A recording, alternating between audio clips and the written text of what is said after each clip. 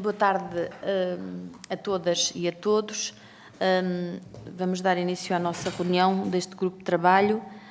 Em primeiro lugar, cumprimento a Associação dos Deficientes das Forças Armadas. É um gosto recebê-los aqui no nosso grupo de trabalho e também agradecemos a prontidão com que responderam ao nosso pedido da audição.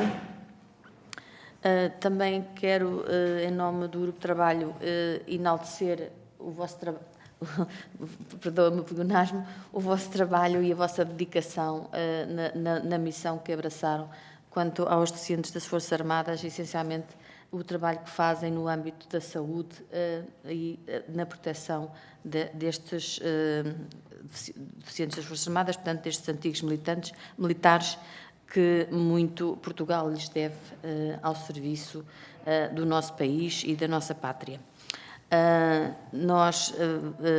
Vou-vos explicar a grelha do tempo, portanto, haverá uma intervenção inicial de 15 minutos por parte da ADAPTA, que pode ser partilhada, ou pode ser só pelo Sr. Presidente, ou pelo partilhada com o tesoureiro, como assim entenderem. Depois, cada grupo parlamentar, estão presentes o grupo parlamentar do PSD, ao qual eu pertenço, o grupo parlamentar do PS, o Sr. Deputado Manuel Afonso, o grupo parlamentar do Chega, o Sr. Deputado Jorge Galveias, e o grupo parlamentar do Partido Comunista Português, o Sr. Deputado João Dias. Portanto, cada grupo parlamentar terá 5 minutos, após a intervenção de cada um de todos os deputados dos grupos parlamentares. A ADFA poderá responder também no período de 15 minutos. Não vou ser rigorosa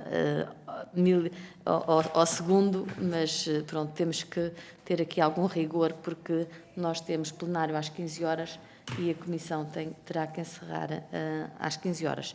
Posto isto, passo de imediato a palavra ao Sr. Presidente, Sr. Coronel José Nuno Santa Clara Gomes.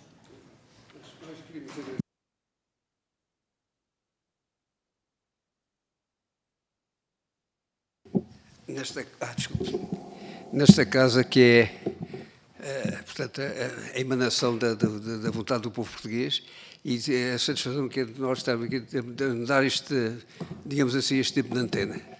Queria referir que, muito sucintamente, que a Associação de Defesa das Forças Armadas é uma organização não governamental, criada por uma necessidade decorrente da guerra colonial, em que os poderes públicos ignoraram, como costuma dizer, varreram para debaixo do tapete as questões fundamentais ligadas aos defesas das Forças Armadas, e por isso organizaram. Eu recordo que a Associação de Defesa das Forças Armadas foi criada, a primeira reunião formal, digamos assim, de sua criação, data do dia 14 de maio de 1974, ou seja, 19 dias depois do 25 de abril.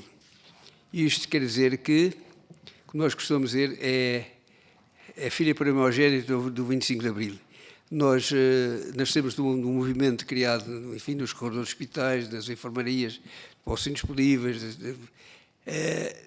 tentando organizar e sentir aquilo que nos era devido e que tinha sido banido da legislação portuguesa com a revogação ignominiosa, com o termo do Código de Inválidos, feito em 1937. E, portanto, foi essa a falta de resposta que nós tivemos. Nós temos, e chamo isso,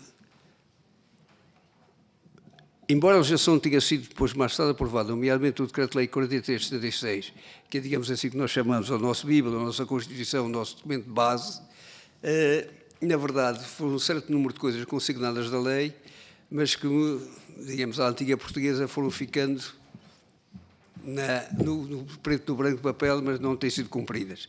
E uma das nossas tarefas tem sido exatamente isso, substituindo muitas vezes ao Estado em várias atividades.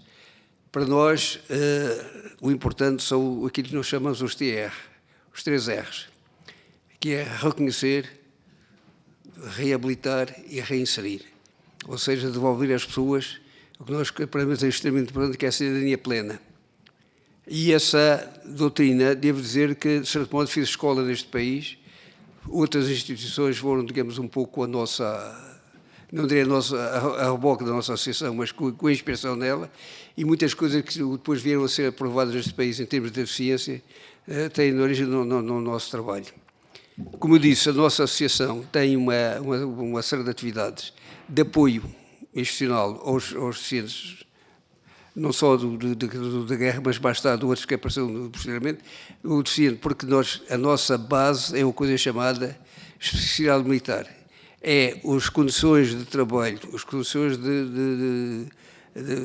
o material com que nós trabalhamos, os condicionantes de campanha, que agora, infelizmente, se vai repetir, para mal dos nossos pecados, e eu faço aqui, já agora aproveito a dizer, que o importante só se consegue eliminar a guerra se eliminarmos as causas que levam à guerra, porque senão estamos a ser, digamos assim, líricos, digamos assim.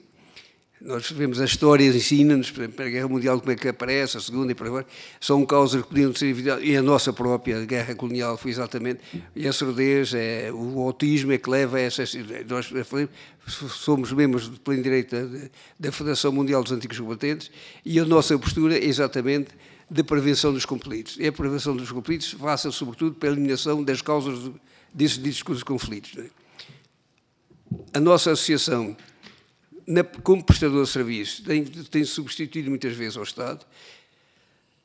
Infelizmente, eu dou-vos exemplo, por exemplo, os franceses, o Luís XIV fez os Invalides, e nós a única coisa que tivemos parecido foi no século XIX, a princesa Francisca Benedita fez o asilo militar da Runa, mas é uma iniciativa privada. É verdade que os poderes públicos continuam pacatamente a ignorar as grandes questões que ficam para trás em relação àqueles que deram tudo pela pátria e depois vêm as coisas serem, digamos, ignoradas, esquecidas. Digamos, nós temos aqui, eu cito um pouco o José Gil, o filósofo, quando falava da não inscrição. Há uma certa... fez-se o varrer debaixo da tapete, ignorar as questões, e nós vemos isso até, curiosamente, agora vê-se isso em obras literárias, estudos, mestrados, doutoramentos, publicações, muitas coisas que vêm aparecer agora que levam um tempo que esta cabeça a romper. Digamos que na sociedade portuguesa houve uma altura que metade da população tinha feito a guerra e nem queria falar dela, eu outra metade nem tinha feito, também não queria falar, por complexo de um lado e complexo do outro. Temos que encarar a história sem complexo, admitindo ela essa história como um todo, e é isso que nós estamos aqui, e sobretudo as consequências da guerra. Eu chamo a vossa atenção que normalmente a guerra é sempre uma atividade que tem sempre uma origem política e um fim político. Simplesmente para os políticos, a guerra é declarada e depois... dias, anos ou meses mais tarde, toca o corneta, digamos assim, toca o clarim e alto o fogo. Mas a guerra não acaba aí. Para aqueles que passaram por ela, civis, militares, famílias, etc., nós assistimos hoje para mal dos nossos pecados na Ucrânia exatamente isso, o que é realmente a verdadeira face da guerra. Não vale a pena estar com ideias assim, heroicas ou românticas sobre os conflitos são aquilo que são. E nós somos o exemplo máximo desses conflitos. E para nós é muito importante darmos o nosso testemunho. E, como digo, essas situações típicas, específicas, porque conflitos, coisas perigosas, há muito. Os mineiros são uma população perigosa, os pilotos são uma população perigosa, muitas coisas os alpinistas são atividades perigosas, mas em todas essas atividades, eu queria recordar aos senhores, em todas essas atividades não existe do lado de lá um pensamento, uma vontade, um dolo de causar o mal. E nós lidamos com material feito por engenheiros de bata branca para fazer coisas mais mortíferas possíveis com as quais lidamos no dia-a-dia, não é só em tempo de guerra. E quando a guerra acaba, continuamos a lidar com eles, porque é preciso levantar as minas, é preciso tratar os efeitos, etc, etc. E hoje até se fazem coisas que não são feitas para matar, são feitas para realmente, porque o morto enterra-se e um ferido é preciso acompanhá-lo toda a vida. Isto faz-se, meus senhores, isto se faz hoje em dia em laboratórios. Coisas feitas para incapacitar prejudicar, fazer, digamos, o maior dano possível, psicológico e moral a todos. E essa nossa situação, é isso que nós fazemos o apelo. Se eu reconheço essa especificidade, é aquilo que é diferente de todas as outras coisas. É isso a nossa razão de ser. E é por isso que nós estamos aqui e continuamos a lutar para que seja reconhecida, e porque muitas vezes acontece, há uma certa tendência, ultimamente, para reconhecer, meter tudo no mesmo saco, no sentido, o deficiente militar é a mesma coisa que o acidente de trabalho. Não é bem assim. Não é. Não é por aquilo que eu disse. E, portanto, é exatamente isso que muitas vezes na legislação há uma certa tendência para, digamos, confundir, misturar coisas com coisas que, no fundo, não têm razão de ser. Não estou aqui numa postura pacifista, nós não somos pacifistas, a Gandhi, digamos assim, não estamos aqui, nós admitimos perfeitamente pegar em armas, nós já pegámos em armas, nós fomos uns mais voluntários, uns menos voluntários, o regime teve um bamburro de sorte quando aconteceu os massacres no Norte de Angola, porque o que aconteceu é que realmente demotivou a população portuguesa durante de vários anos, para ignorar as razões profundas do conflito, mas não é, no fundo, a questão que nos dás aqui é essa. Nós não servimos regime nenhum. Como agora os que vão para a Bósnia, como os que vão para a República Africana, como eventualmente, neste momento, estão na Roménia ou na Finlândia, ou coisa que vale, estão sempre sujeitos. Qualquer militar é um candidato a deficiente das Forças Armadas. E os militares sabem disso. Portanto, isso nós só pedimos. Nós exigimos, não pedimos, que a palavra mais feia da palavra portuguesa devo dizer que é a palavra pedir. Nós exigimos o nosso reconhecimento. Nós exigimos que se compreenda que se nos querem pedir muito, então garantam-nos a nossa retaguarda, garantam-nos aquilo que realmente é a compensação. Não queremos reivindicar de outras formas que não sejam aquelas que, através dos órgãos, e este aqui é o órgão por excelência para apresentar os nossos problemas. E, portanto, nós estamos aqui, depois vamos particularizar um pouco mais, concretamente em relação à saúde, porque a saúde, neste momento, eu devo dizer que a Associação de Defesa das Forças Armadas, aqueles os fundadores, os da Guerra Colonial, temos uma média de idades à volta de 75, 76 anos. Estamos na fase terminal. Evidentemente, para o Ministério das Finanças é uma boa notícia, não é? Mas para nós nem por isso. E, portanto, nós estamos naquela fase em que ou se encerra, como nós dizemos, se encerra o contencioso da guerra colonial de uma vez por todas, ou então andamos aqui a fazer contas com a história. E digamos, a nação tem que meter na cabeça que realmente tem que fazer as suas contas com a história. Adiou, mas não é isso. Há certas situações, e nós temos aqui depois particularizadas, de um miserabilismo, de uma mesquinhez, falando bem depressa, de uma mesquinhez que é perfeitamente inadmissível. Porque quando nós vamos para um sítio, por exemplo, a situação de campanha, não é a mesma coisa que estar a pintar a parede do quartel. Não é. As situações são diferentes. Ir buscar água, ir buscar lenha, é risco de vida. E depois as pessoas, às vezes, parecem classificadas como se fosse... mas foi a água, mas pode levar emboscados pelo caminho. Não está a conduzir como quem vai na baixa. Não está como está a fazer... Não é voluntário como os rallies dos Montes Alentejanos, não. Ele está em risco de vida porque tem interesses superiores que lhe foram determinados. E os poderes podem não ser legítimos, mas legais são de certeza. Nós tivemos o sistema, nós estamos no sistema, podemos chamar legal e legítimo, mas nem sempre foi assim. Continuo a dizer, nós não temos contas a fazer com regime nenhum, porque as nossas contas são com o Estado português. Isso me permite a comparação. Para nós, o primeiro grande deficiente das Forças Armadas foi o Adelfonso Henriques, que no cerco de Badajoz ficou com as partidas, não abdicou das suas funções, exerceu-se até ao fim da sua vida e hoje seja feita. É um bom exemplo para todos nós. E é exatamente isso que nós queremos. É que reconheça o nosso trabalho, o nosso esforço, aquilo que nós achamos e que, ao menos agora, tem a hombridade de, neste ano que nos sobra, antes de chegar aos 50 anos do fim da guerra, que esse contencioso esteja definitivamente encerrado. Eu, neste momento, não tinha mais nada, porque só do camarada Tesoureiro, parece que quer dizer alguma coisa.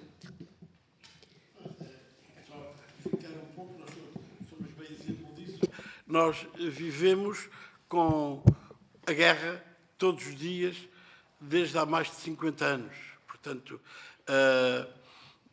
uns de forma mais visível, outros de forma menos visível, porque reporto-me, como é lógico, ao stress pós-traumático, mas a guerra vive connosco todos os dias. Portanto, é uma angústia permanente, um não descansar como deve ser, porque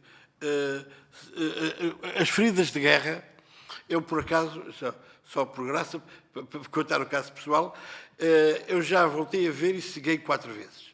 Portanto, porque o tecido do olho único que tenho, este também é bom, mas tive que o pagar porque é de cristal. Ora bem, o tecido onde os transplantes são feitos é de tal forma destroçado pela explosão que o próprio enxerto não recebe corretamente a irrigação para se manter vivo e, com o andar do tempo, acaba por rejeitar. Portanto, digamos, a guerra só acaba quando acabar o último descendente de nós, porque nós passamos para a família também o peso realmente da deficiência. E um caso que temos aí para falar com certeza na segunda parte, que é o problema das viúvas que não estão reparadas devidamente, muitas delas que deixaram tudo para se dedicar aos maridos com grandes deficiências e que mereciam o melhor reconhecimento por parte da pátria. Temos tempo? Tem mais um minuto e meio. Mas se quiser falar, fala. Se não quiser... Não, 1 minuto e meio, só queria pegar nesta palavra. A guerra no feminino. A guerra do feminino é extremamente importante, porque fala-se muito das que ficaram para trás, as tais viúvas ficaram por casar, os dois ficaram por casar, que já dizia o poeta, mas não é só isso.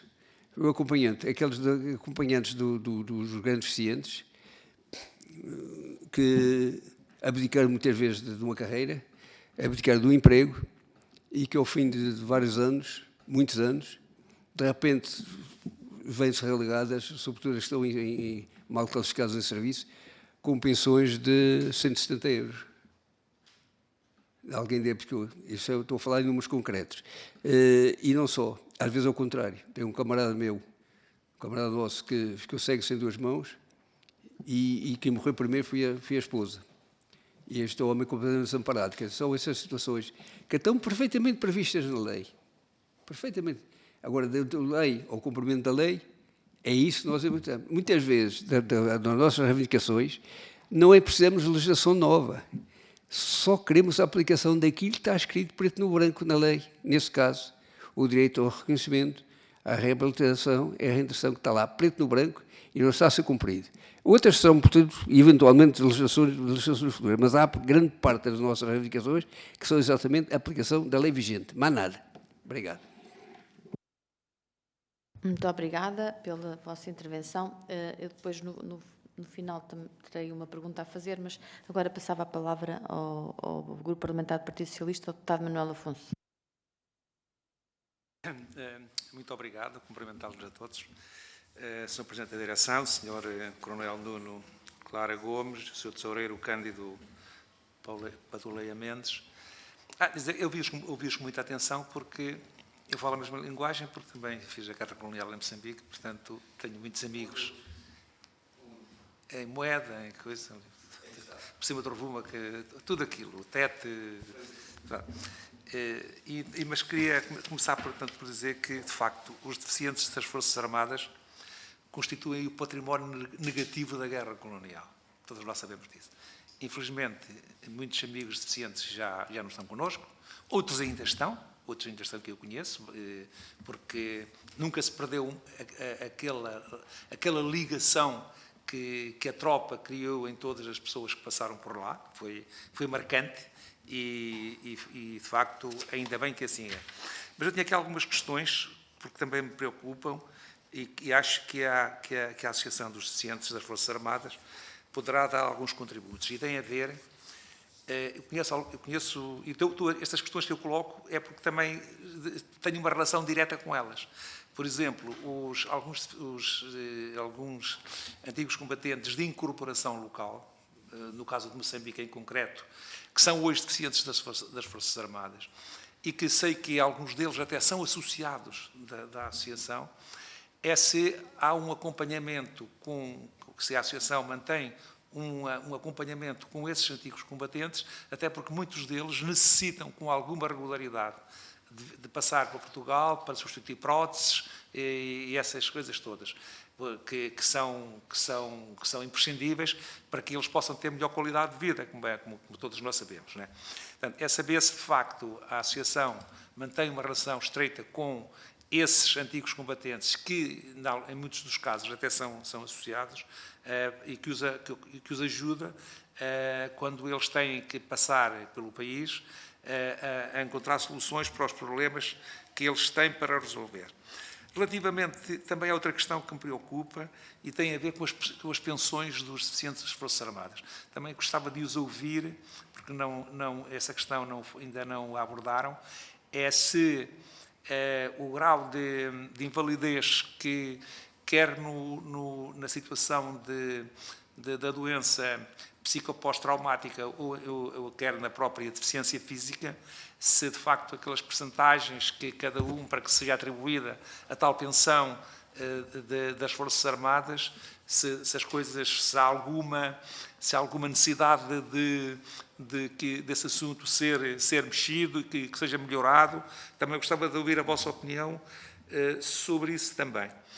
E também há outra questão que não podia deixar de colocar. Nós estamos muito direcionados porque há, dentro dos 480 mil antigos combatentes vivos, há um grupo significativo que são deficientes das Forças Armadas, mas também Portugal, atualmente, participa em ações das Forças Nacionais destacadas e, como muito bem disse na sua intervenção, quem mexe com armas está sempre sujeito ao risco, porque a arma constitui ela própria um risco e não é preciso, muitas vezes, os acidentes que acontecem sobre nós que os provocamos involuntariamente, mas que não deixa de criar graus de deficiência. É também, se a associação também está, porque ainda não há muito tempo, houve um militar português que ficou muito maltratado, como todos nós sabemos, é que se também a associação, além dos antigos combatentes que estiveram na guerra colonial, se também estes atuais, que estão agora nas Forças Nacionais destacadas em vários pontos do mundo, se também os têm acompanhado e se, de facto, e também qual é a vossa opinião sobre essa situação. Dizer-lhe, na sua intervenção, quando falou, eu tomei uma nota, que é ir buscar água. Depois, quando se faz o relatório da operação, não foi em combate direto. Mas, por exemplo, o senhor, quando eu falei em moeda, demonstrou que conhece, muitas vezes, quando se ia buscar água, a moeda para consumo, houve muitas emboscadas, e hoje há deficientes das Forças Armadas, resultado, portanto, e não faz sentido. O clima era de guerra e essas pessoas têm que ser consideradas como deficientes das Forças Armadas por estarem envolvidos diretamente na guerra e não por buscar água. E era isso que eu tinha para lhes dizer, e dizer que gostei muito de os ouvir, e da parte do Partido Socialista a disponibilidade para encontrar soluções para que, de facto, os antigos deficientes sejam dignificados e que o país os saiba merecer, porque eles deram nos melhores anos da sua vida aquilo que tinham em prol do país. Muito obrigado. Muito obrigada, Sr. Deputado. E agora passo a palavra ao Sr. Deputado Jorge Galveias, do Partido Chega. Muito obrigado, Sra. Deputada Coordenadora. Senhoras e senhores deputados, começo por dar as boas-vindas à Associação dos Deficientes das Forças Armadas, na pessoa do seu Presidente, o Coronel José Nuno Santa Clara Gomes, e aos demais membros da ATVA que aqui estão presentes. Não posso deixar de aqui, mais uma vez, afirmar que o Chega respeita e apoia, sem qualquer dúvida, os ex-combatentes. Nos últimos anos, e de uma forma recorrente, os antigos combatentes e deficientes das Forças Armadas têm denunciado na comunicação social situações de atraso nas entregas de próteses, ortóteses, cadeiras de rodas e outro material ortopédico essenciais para a sua mobilidade, situação esta completamente inaceitável. As situações denunciadas eram de tal forma graves que muitos destes veteranos das Forças Armadas estavam impossibilitados de sair das suas residências, dada a total dependência que têm destes materiais ortopédicos e de outros dispositivos médicos atenuantes das suas deficiências. Segundo as últimas queixas dos antigos combatentes e deficientes das Forças Armadas, reportadas ao ano passado, o Laboratório Nacional do Medicamento, entidade militar que garante a logística do dispositivo médico na área operacional ao conjunto das Forças Armadas e que gera a aquisição das próteses e outros dispositivos médicos para os deficientes dos ramos militares, não definia prazos de entrega na altura dos pedidos, ficando assim os veteranos remetidos à cama ou à cadeira de rodas por tempo indeterminado. Segundo a vossa associação, no ano passado existiam antigos combatentes completamente dependentes de próteses e cadeiras de rodas, que estavam há mais de um ano à espera de que estas lhes fossem entregues. Outros foram obrigados a aguardar 6, 8 ou até 9 meses até serem completamente contemplados. Mas este não é um problema recente nem pontual. Este calvário para os deficientes das Forças Armadas tem sido recorrente nos últimos anos, havendo sempre uma promessa governamental de rápida resolução quando as situações são denunciadas. No entanto, o problema não chega a ser debelado de forma definitiva, o que provoca regularmente a repetição deste lamentável e ultrajante situação para os antigos combatentes dependentes destes dispositivos médicos. Deixo-vos as seguintes questões. Qual é a situação atual e se continuam a existir estes atrasos? Quais as situações mais críticas na atualidade? Têm os senhores números em relação aos pedidos existentes neste momento? E, por fim, a Associação dos Deficientes das Forças Armadas tem propostas que possam contribuir para a resolução deste tipo de problemas? Muito obrigado. Muito obrigada, Sr. Deputado. E passo a palavra ao Sr. Deputado João Dias, do Partido Comunista. Muito obrigado, Sra. Deputada Olga Silvestre, Srs. Deputados. Quero cumprimentar também os representantes da Associação de Defesa dos Deficientes das Forças Armadas. Cumprimentar em particular o Sr. Presidente, na sua pessoa, quer os órgãos sociais, quer todos aqueles que se envolvem nesta Associação em Defesa dos Deficientes das Forças Armadas e dos antigos combatentes. De facto, nós, este país e o Estado ainda não cumpriu integralmente o seu dever de reparação para com os antigos combatentes e os deficientes das Forças Armadas. Particularmente na geração de jovens portugueses que entre 1960 e 74 foram forçados a combater na guerra colonial, com impactos graves na sua saúde, com sequelas bastante graves, muito graves, muitas delas, com impactos depois na sua vida pessoal, familiar, com essas deficiências graves, mas também algumas delas igualmente graves, mais difíceis de medir e de mensurar, nomeadamente refiro-me ao stress pós-traumático. E entendo o PCP que devemos, de uma vez por todas, valorizar ao ponto de, no atual debate e na atual revisão da Constituição da República Portuguesa, que está em curso e que ainda demorará alguns meses, mas por estes próximos dias prevemos discutir uma proposta do PCP que procura incluir os antigos combatentes e os deficientes das Forças Armadas na Constituição Portuguesa. O PCP vem propor a inclusão na Constituição de uma disposição específica para os antigos combatentes e os deficientes das Forças Armadas. Não se trata com isto de apenas uma referência dignificante dos antigos combatentes e dos deficientes das Forças Armadas, que também o é,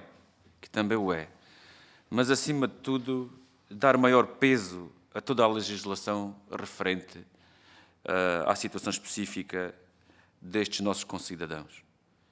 Falo, por exemplo, do Estatuto do Antigo Combatente. Falo das diversas acréscimos de pensões. Falo dos demais direitos que ainda assim estamos em dívida, mas que deixam de decorrer apenas da lei ordinária e passa a ser um imperativo constitucional. É isto que, neste momento, nos preocupa, nesta questão específica da revisão da Constituição. Com isto não posso deixar de referir que o Estatuto dos Antigos Combatentes ficou aquém das expectativas criadas. Por vezes surgem-nos notícias muito preocupantes relativamente, por exemplo, às questões do transporte, em que alguns dos antigos combatentes, de facto, as empresas de transporte, ainda há poucas semanas se referiu isso, com os atrasos que já foram atualizados, mas que viram-se confrontados com o ter que voltar a ter que pagar os transportes públicos. E falo também, principalmente, dos deficientes das Forças Armadas, sim. Quando eu disse que o Estado ainda não fez a reparação integral e que deveria ter cumprido, que os deficientes das Forças Armadas, e através da Associação dos Deficientes das Forças Armadas, mantém uma luta permanente para fazer valer os seus direitos, e é isso que também valorizamos. E, portanto, nós, relativamente aos deficientes das Forças Armadas, já aqui foi colocada a situação relativa ao acesso às ajudas técnicas. Nós compreendemos que algumas das ajudas técnicas não estão disponíveis logo, elas são personalizadas, elas muitas das vezes têm que ser importadas, não são produzidas em Portugal.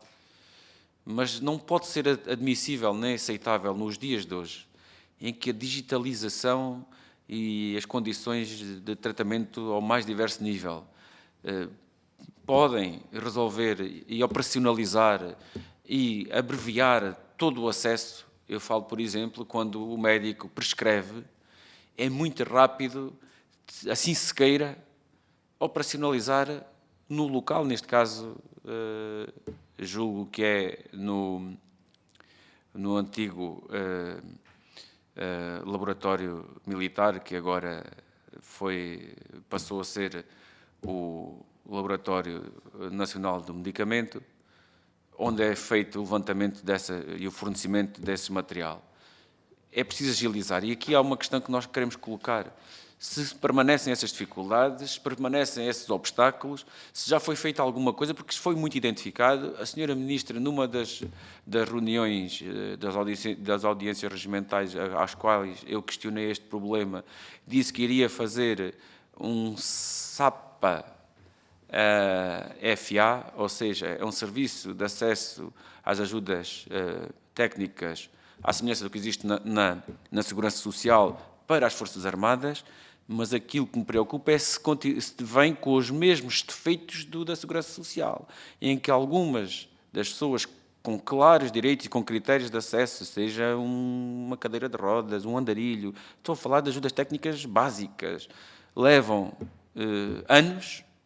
Não podemos aceitar que isso continue a acontecer, nem na Segurança Social, nem nesta situação dos deficientes das Forças Armadas. Por isso, há uma preocupação que nós temos, é o que é que nós poderemos fazer para rapidamente, nesta casa, com as responsabilidades que temos, podermos ultrapassar esses problemas, para que o Governo, no mínimo, darmos uma recomendação ao Governo, a partir desta casa, que esta casa, os deputados eleitos pelo povo português, façam chegar ao Governo a orientação para resolver este problema, que é algo que neste momento é inaceitável, tendo em consideração não só a situação de sofrimento dos deficientes das Forças Armadas, como também a situação relacionada com os meios tecnológicos que hoje já existem. Muito obrigado.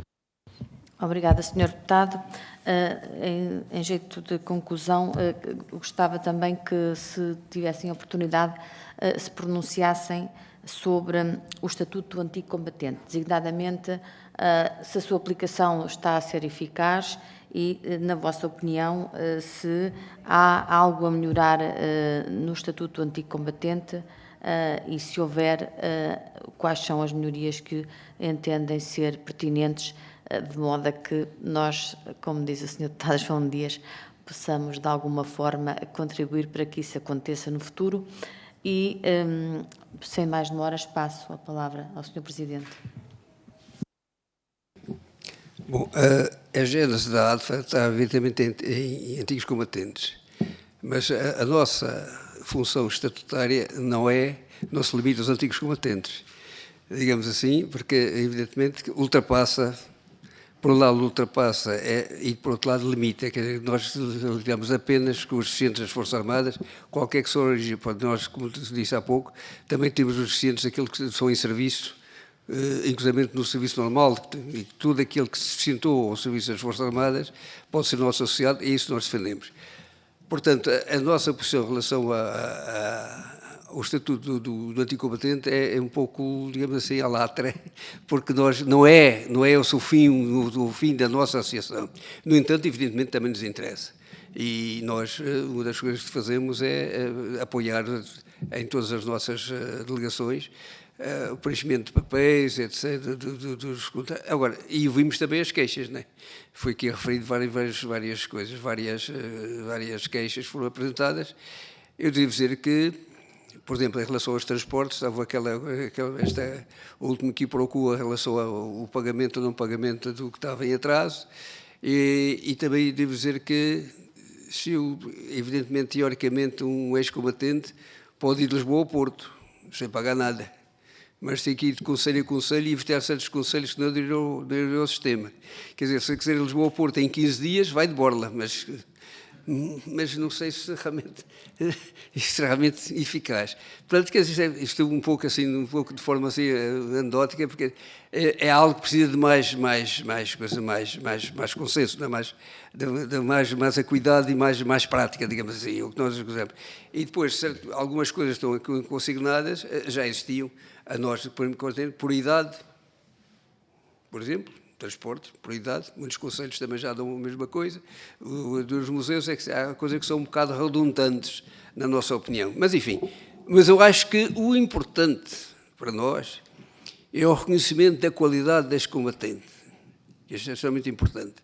Aquilo que, e os conceitos dos combatentes deve ser relativamente alargado. Como disse, nós somos um país, escreveu naquela célebre carta o Mozinho de Albuquerque que este terreno é obra de soldados, né? Escreveu ele, não só, obviamente, mas também.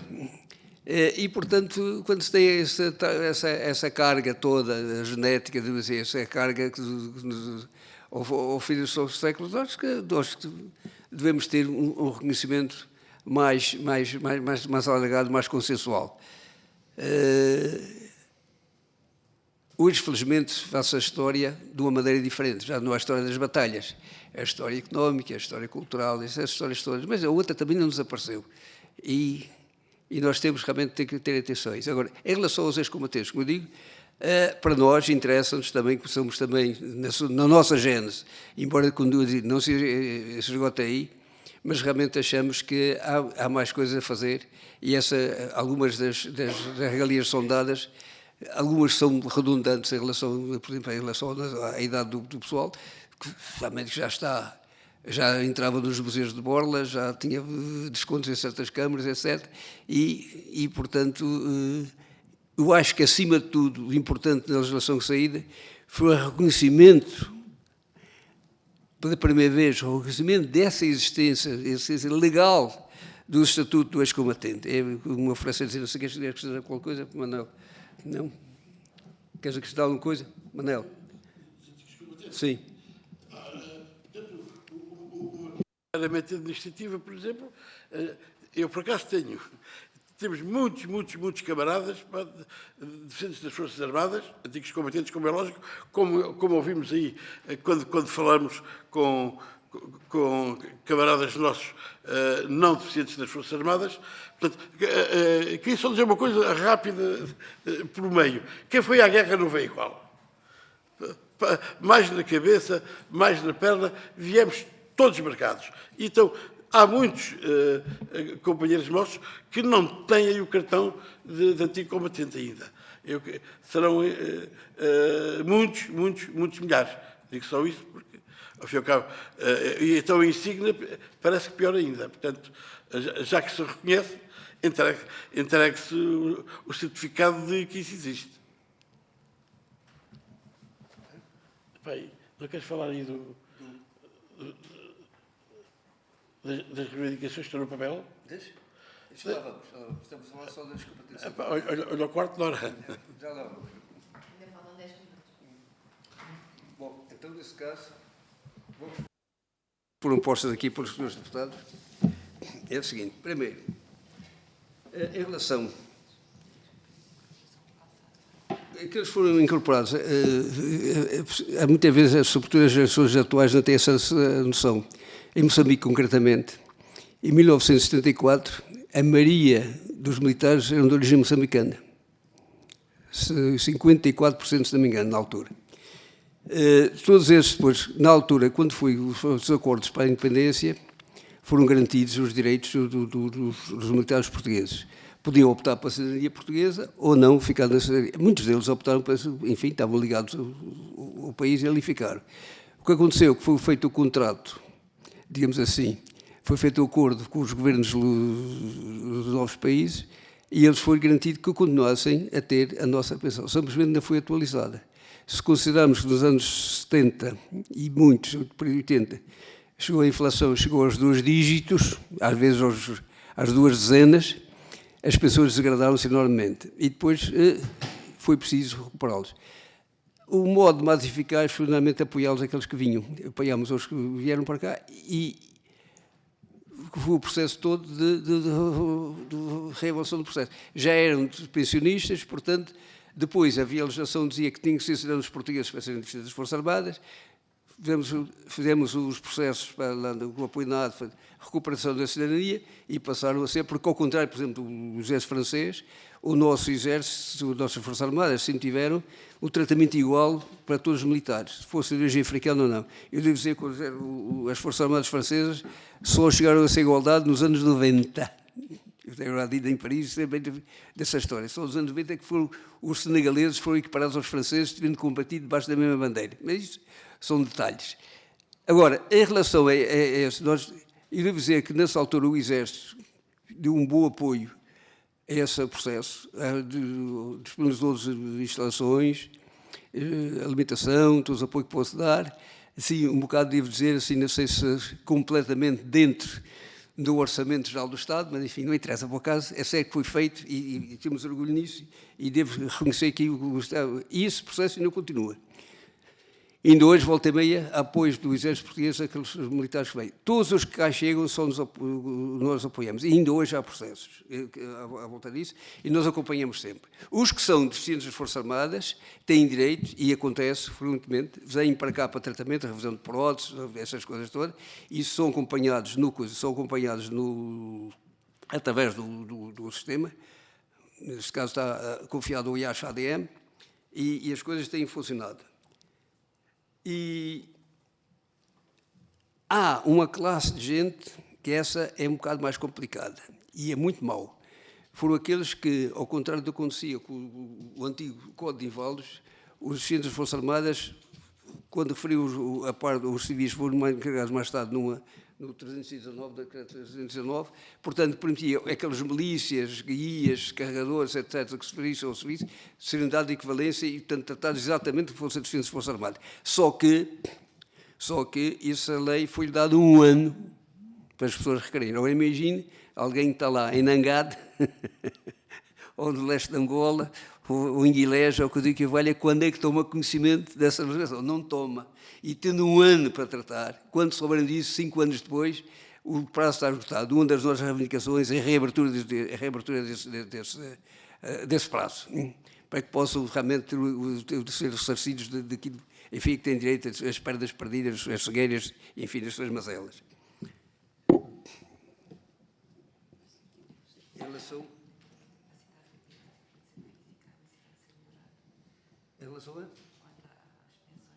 as pessoas de DFA. As pessoas de DFA, eu devo distinguir, há 2 coisas. Os deficientes militares do modo geral e aqueles deficientes das Forças Armadas. Os deficientes das Forças Armadas, digamos, as coisas estão estabelecidas. Portanto, têm pensões automatizadas, etc., etc. Não é por aí. O único problema que nós temos é o seguinte. Antes, eles são apoiados diretamente pelos ramos. Havia as três ramos apoiavam, porque, na nossa opinião, o deficiente das Forças Armadas, pertencente à família militar, deve ser apoiado, não do ponto de vista assistencial, mas por uma obrigação do Estado, civil e moral. Ou seja, deve estar integrado, se está integrado no Orçamento Geral do Estado, digamos assim, deve ser apoiado por quadro da logística, não é? Pela saúde militar. Depois, se tem gripe, ou a mulher tem gripe, ou coisa que vale, isso é o sistema complementar de saúde, que são as ADMs. Agora é só uma, mas é ADM. E o que acontece? Quando foram juntas as ADMs primeiro todas juntas, pertence àquela ligação direta ao ramo, e depois, quando forem integradas dentro dos serviços sociais de força de trabalho, duas coisas que, na minha opinião, não têm nada a ver uma coisa com a outra, o que é que tem acontecido? Muitas vezes, a mesma receita, quando vai encalhar burocraticamente ou à secretária errada, começa a confundir uma coisa com outra. Aquilo que é dever assistencial do Estado, daquilo que é, ou dever, a atividade assistencial, outra que é a obrigação civil do Estado de ressarcir todos os danos que sofreu o destino militar. E o que é que isto dá? Às vezes acontece que uma tal receita, que é para um deficiente das Forças Armadas, começa a dizer isto não está no Serviço Nacional de Saúde. E para nós, e foi dito aqui, e muitíssimo bem, que o que conta aqui é o critério científico. Ou seja, foi dito aqui muito bem, o médico prescreve esta cadeira de rodas ou aquela prótese, ou coisa, é essa que tem que ser fornecida, porque é o critério científico. Porque é uma obrigação cívica, digamos, do Estado. Agora, se depois a parte de complementar a saúde, isso é outra coisa completamente diferente. Portanto, as duas coisas têm que estar perfeitamente separadas. Em relação às Forças Nacionais destacadas, e o caso daquele rapaz que ficou sem pernas, etc., eu volto atrás e insisto. Nós estamos aqui num país com 9 séculos. Começou o primeiro deficiente, foi o Afonso Henriques, vamos daí para a frente. Há uma certa tendência de separar esta guerra das outras guerras. Nós somos perfeitamente contra isso. As guerras são todas aquelas que vão assolar o nosso país. Provocadas ou não provocadas, são essas. E, portanto, temos que acautelar todas as consequências. E nós achamos que todo militar que vai defender os interesses superiores do Estado, tomou as suas atitudes legal e legitimamente. Portanto, isso somente é ressarcido. Portanto, nós consideramos que alguém que esteja na República Centro-Africana, no Botsuana, na Roménia, não interessa, que nessas situações de periculosidade, da especificidade do serviço militar, devem comungar da mesma legislação. Isso não faz sentido. Por exemplo, esse rapaz foi criado uma legislação para ele, porquê? Bastava agarrar nele e integrá-lo na legislação já existente. Porquê é que se vai? Eu sei porquê. Eu sei porquê. Porque às vezes há medo de que alargar demasiado o conceito. Mas, senhores deputados, vamos lá ver se entendem. Nós damos tudo o que temos e só pedimos que nos garantam a retaguarda, de certa maneira, para que a gente possa ir para a frente e as nossas famílias estejam apoiadas, que é para a gente não estar a pensar se vou ou se não vou. Não, temos que ir. Isso temos que ir. Exatamente é isso que se entende. E, portanto, nós achamos que nessas ações exteriores, e sabe Deus o que é que nos espera, sabe Deus o que é que nos espera, esperemos que não se passe nada, mas que essas coisas têm que ser... Eu costumo dizer, quando falo para os meus camaradas militares, qualquer um de vós é candidato a deficiente das Forças Armadas. Com aquilo o sistema que funciona, com o material com que trabalha, com as condições de serviço, com todas as circunstâncias, está aqui o jornal da Força Aérea. Quando foi fundada a Força Aérea Portuguesa, os primeiros pilotos, as viúvas têm direito a pressão de pressão, que aquilo era tão mortífero, aquela caranguejola. Voar naquilo era tão perigoso, que era equivalente a estar em combate. E tem toda a lógica quando se trabalha com coisas desta envergadura.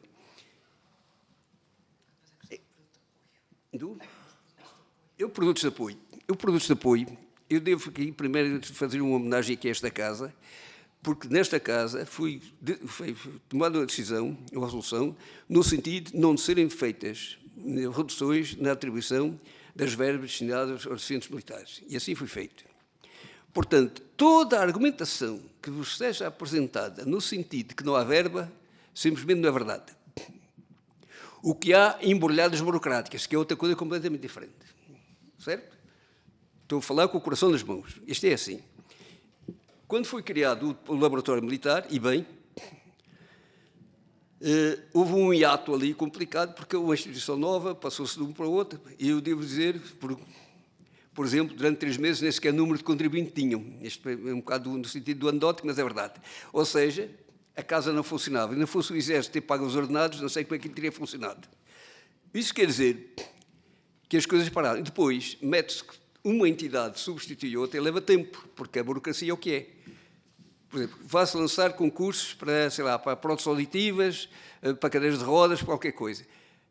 Dado o volume dos contratos, obriga muitas vezes a concursos. Os concursos ficam desertos. Isso é um bom sinal, quer dizer que o negócio não é bom. Devo dizer, ou seja, não está aqui dinheiros em causa. Portanto, se os concursos não são bons, depois tem que se recorrer a quê? Tem que recorrer a juiz direto. O juiz direto obriga o juiz do Tribunal de Contas e por aí fora. São estas embrulhadas burocráticas que têm vindo a demorar. Por outro lado, também acontece, muitas vezes, burocracias internas. Acontece. Uma casa de próteses, por exemplo, tem um plafond de, sei lá, 3.000 euros ou 5.000 euros, 50.000 euros, não interessa, e chega ao plafond e depois não pode definir mais, depois é pedir, lá vamos outra vez para o Tribunal de Contas, que está tudo previsto, mas eu devo dizer aqui publicamente que as rendas embrulhadas são de ordem administrativa. Nós, neste momento, estamos embrulhados, agora tem uma reunião feita com casos de plataformas elevatórias para cadeiras de rodas, em que tenho 2 associados que precisam de uma plataforma elevatória. Não há dúvida nenhuma que eles têm dinheiro. Simplesmente o problema está em quem faz a obra. E está um homem, como eu tive a oportunidade de escrever no nosso jornal, condenado à prisão domiciliária por embrulhadas burocráticas. E é isso que tem acontecido, Sr. Deputado. Tem acontecido muitas vezes dessas embrulhadas de ordem burocrática que não têm, cujo resultado concreto é que isto se pode muito bem. Está condenado à prisão domiciliária porque ter servido à pátria, falando bem depressa.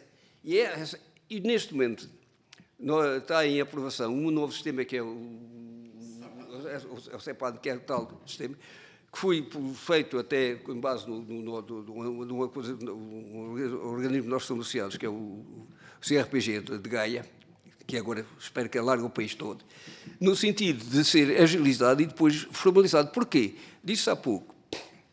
Eu posso dizer, toma uma cadeira de rodas, e depois o fornecedor diz, mas é elétrica ou não é elétrica? Para que peso? Uma cadeira, uma cama articulada, qualquer coisa. Muitas vezes nas prescrições, estão as questões de burocracia, nas prescrições aparecem complicações. Eu devo dizer, nós não estamos satisfeitos. Mal seria se estivéssemos. Não éramos homens, era outra coisa qualquer. Não estamos satisfeitos. Mas as coisas estão um bocado melhor. E nós continuaremos a lutar nesse sentido. Agora, tive uma reunião, por causa dessas plataformas regulatórias, tenho uma reunião agora para a semana, de poucos dias, com as entidades interessadas para definir isso. Porque são embrulhados burocráticos, porque é que não é falta de verba. Porque esta casa insiste, eu reconheço, teve a humildade e o cuidado de garantir o recurso financeiro, que é o mais importante. Mas somos portugueses, estamos aqui e agora, e continuamos muitas vezes com certas confusões para que não fazem muito sentido. Agora, a seguir... Entretanto, tem que concluir. É? Entretanto, tem que concluir já. Bom, sempre mal. Bom, então eu sugeria, uma vez que estamos em cima do acontecimento, nós trouxemos aqui um de memória, digamos assim, uma certa não formal, com 2 coisas. As resoluções que foram tomadas na última Assembleia Geral da Associação de Defesas Armadas, que é soberana em relação a nós, com um certo número de reivindicações, que já vinham antes entre outras, e continuava. E algumas tipificações de certas áreas, nomeadamente o risco do defender do risco, porque, como disse há bocado, a questão das águas, de ir às águas e ir à lenha, o que é o risco agravado, e que continua mesmo a timpar, por exemplo, os paraquedistas, o risco agravado, o salto operacional não é um salto desportivo, por exemplo. O caso de... Eu sugeria que nos deixasse Sim, e depois eu distribuiria por todos os deputados que pertencem a este grupo de trabalho, uma vez que já estamos com 5 minutos de atraso. E não é... Pronto, o assunto é interessante e, entretanto, também o plenário está a começar. Não sei se quer dar uma nota final. Não, só queria mais uma vez agradecer a oportunidade que nos derem e queria relembrar, sobretudo, isto importante, que nós realmente, infelizmente, na última guerra, lá o Fukuyama escreveu que era o fim da história, mas não foi, infelizmente. Nós continuamos em cena de conflito e queria lembrar que se para as gerações futuras